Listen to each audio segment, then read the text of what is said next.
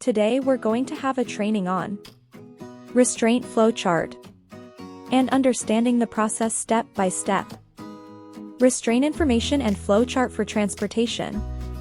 This document is guided by Policy 2625.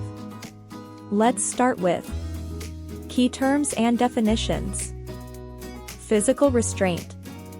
A personal restriction that immobilizes or reduces the ability of a student to move freely. This does not include briefly holding a student to calm or comfort the student, holding a student's hand or arm to escort the student safely from one area to another, the use of incidental, minor, or reasonable physical contact or other actions designed to maintain order and control. Serious physical harm. Bodily injury that involves substantial risk of death, extreme physical pain, protracted and obvious disfigurement, or protracted loss or impairment of the function of a bodily member, organ, or mental faculty. For this policy, serious physical harm is synonymous with serious bodily injury. Imminent risk. The imminent threat exists when the person or situation appears to pose a clear and immediate threat of serious violence toward others that requires containment and action to protect identified or identifiable targets. For this policy, the imminent risk is synonymous with an imminent threat.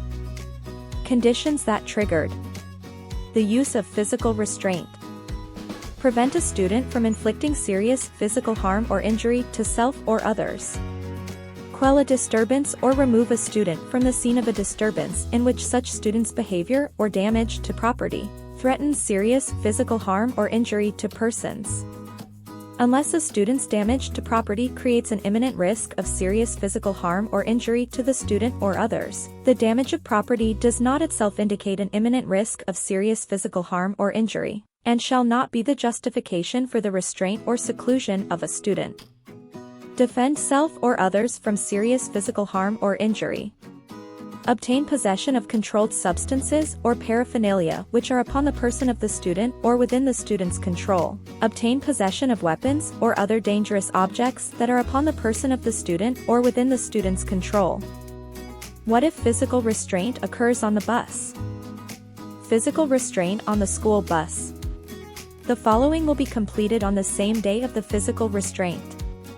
1. The bus team will report the incident to the Office of Transportation Services, OTS, management via radio and request a supervisor for additional support.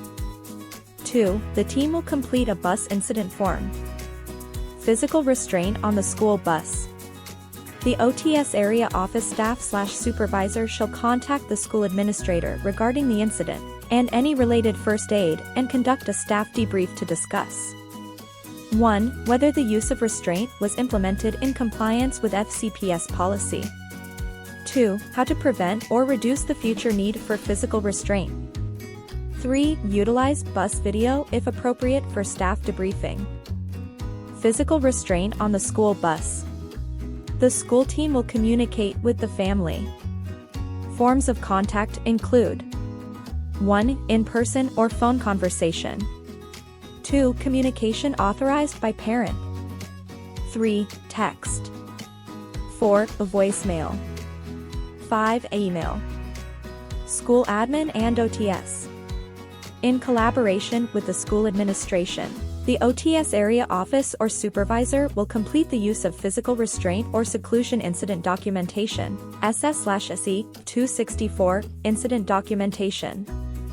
School team. The school team will provide the parent with a copy of the incident report and coordinate a conference with OTS to discuss any additional questions related to the incident. The school team will debrief or conference with the student no later than 2 school days after the incident, or upon the student's return to school. The school team will follow up with OTS after debriefs. Conclusion. Key terms. Physical restraint. Serious physical harm. Imminent risk. Conditions that triggered the use of physical restraint. What to do if physical restraint occurs on the bus. Thank you for watching.